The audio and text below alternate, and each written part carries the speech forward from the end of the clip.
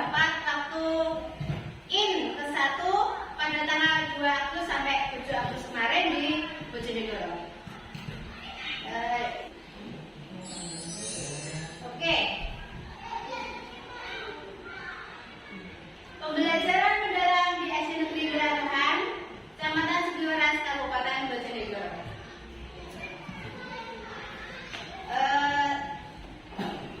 Di sini pendekatan pembelajaran mendalam, bukan kurikulum, ya. Jangan disalahkan arti, ya. Banyakan ada ini dikatakan kurikulum, tapi ini bukan. Ini pendekatan, ya. Ini metodenya.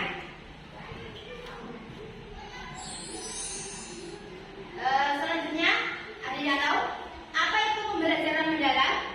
Kita bisa lihat di sini, yaitu pendekatan pembelajaran yang berfokus pada pengalaman belajar bermakna, bertujuan untuk membentuk karakter dan kompetensi peserta didik melalui proses yang aktif dan efektif.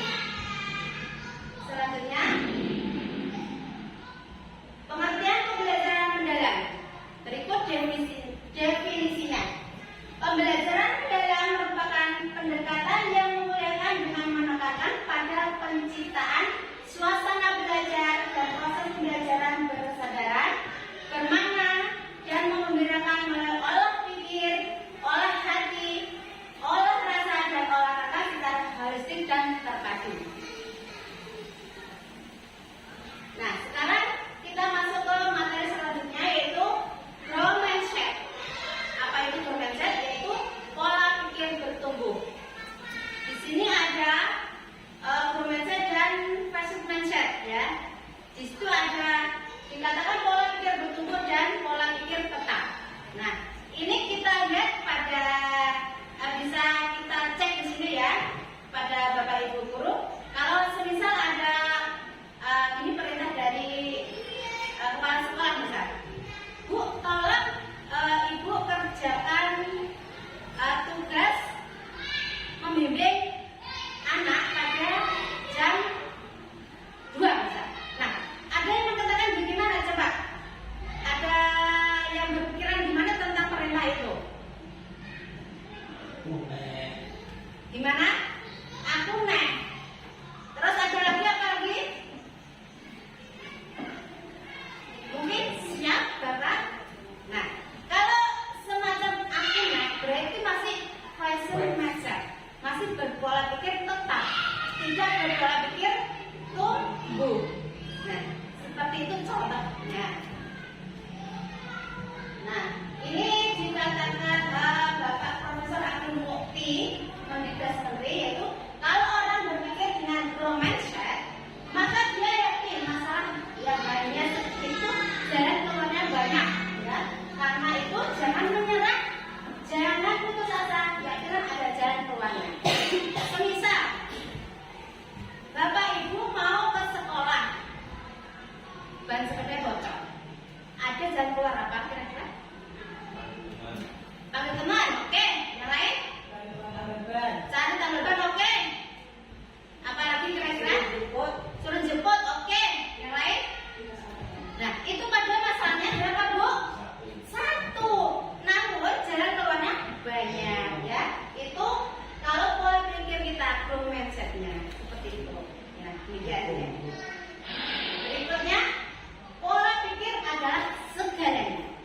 Nah, dari pola pikir kita berpikir, kita mengangan-angan, ya,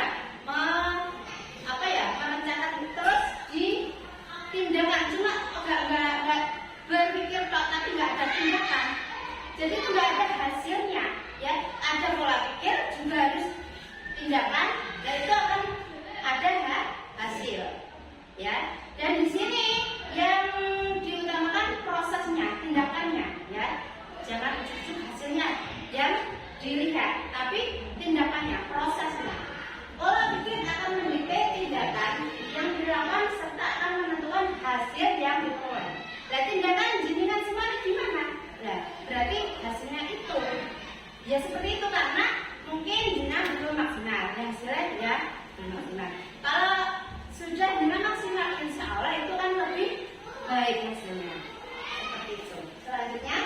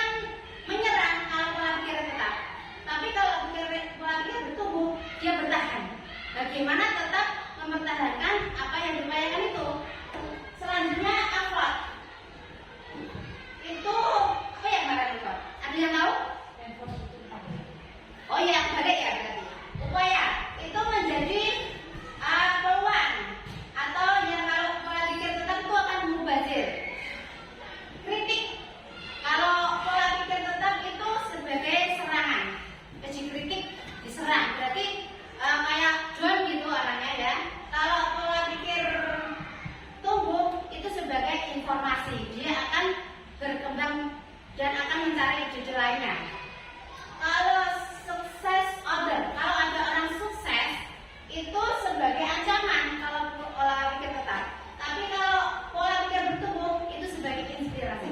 Aku kudu iso kaya wong kuwi, bisa kayak gitu ya, semacam itu.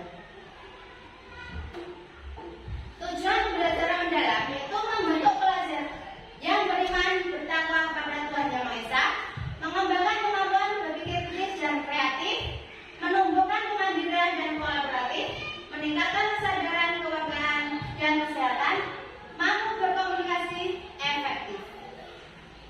Masih semangat Bapak Ibu? Masih. Tepuk satu, tepuk satu, tepuk dua, tepuk tiga, satu, satu. Kan nggak ada tepuknya. Oke, ya masih semangat.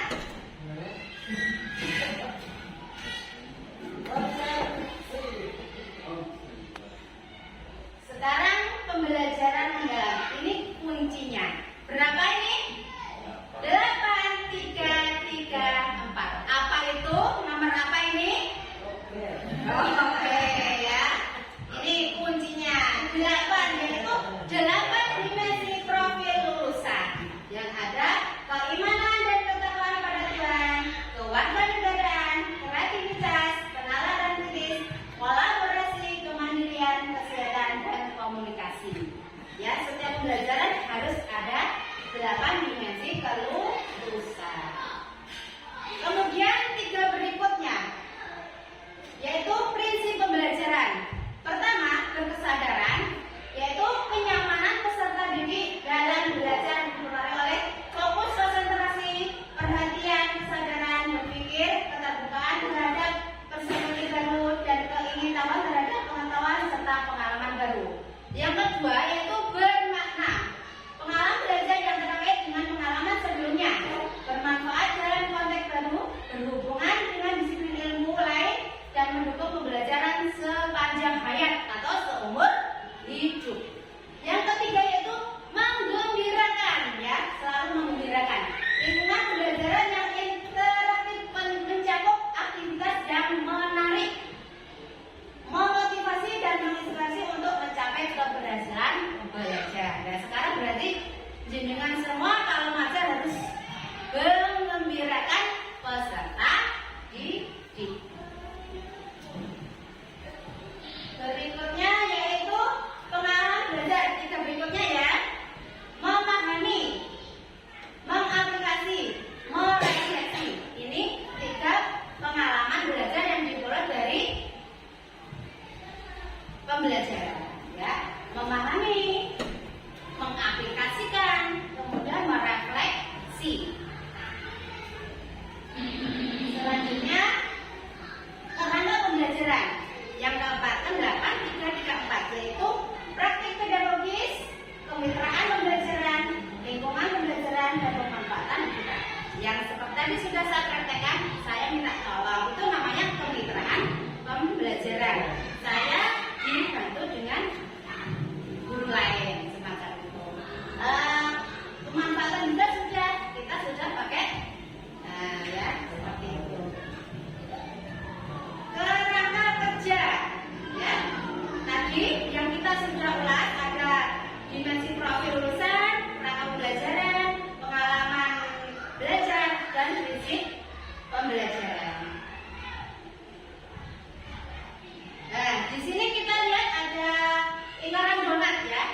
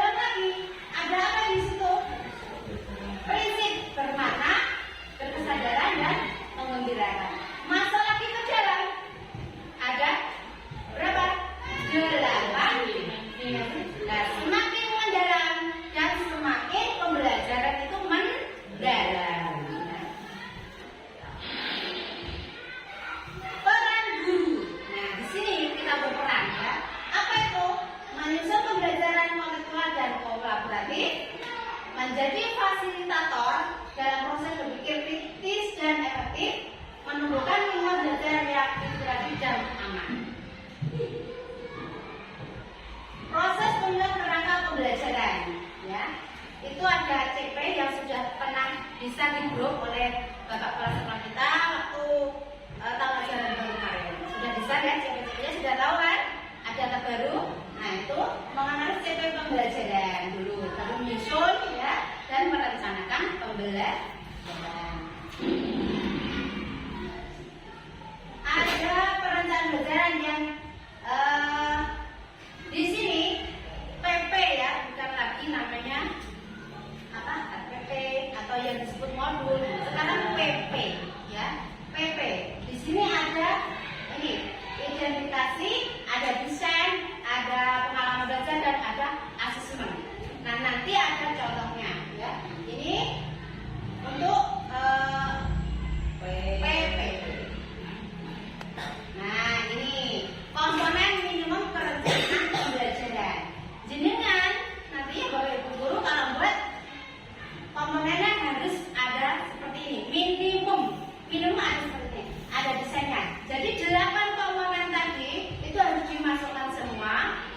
Tapi kalau misalnya belajar itu nggak ada misalnya komunikasi gimana? Ya, nggak ada apa-apa. Semua dimasukkan. Tapi di situ nanti dicentang yang masuk yang mana. Semuanya harus ditulis. Ya 8 judul semua. Tapi yang dipakai yang mana? Semacam itu. Terus desainnya di sini ada tujuan, strategis, kemitraan, lingkungan, pemanfaatan. Desainnya ada seperti itu. Kemudian langkah-langkah belajaran, ini yang tadi dikatakan pengalaman belajar, ada tahapnya, ya, ada memahami, mengaplikasi, merefleksi, kemudian ada asesmen pembelajarannya. Nah, di sini prinsip asesmen harus berkeadilan, objektif dan edukatif, ya. Terus nanti ini saya kasih peta konsep asesmen. Asesmen, kalau Bapak Ibu guru membuat asesmen itu ada asesmen formatif dan asesmen sumatif. Apa itu asesmen formatif? Nah, itu dikatakan di situ kalau dipakai sebelum dan sesudah. Ya. Kemudian di sini ada asesmen sumatif. Ini tekniknya ada teknik tulisan, portofolio, tertulis, laporan dan proyek. Ini tekniknya. Ya. Jika jenengan mau belajaran itu berarti pakai asesmen yang sumatif for untuk mengetahui kemampuan awal siswa yang diagnosis itu pakai for. Dan kalau untuk saat pembelajaran setelah jenengan kasih materi terus kasih evaluasi itu juga ya apa namanya? Oke, ya jelas deh. Ini asesmen ya tadi diulas kembali. Nah asesmen learning ini bisa termasuk formatif dan asesmen learning termasuk formatif juga. Ya, kalau learning ada umpan balik, misalnya saat anak-anak ini jenengan umpan baliknya ditanya kita hari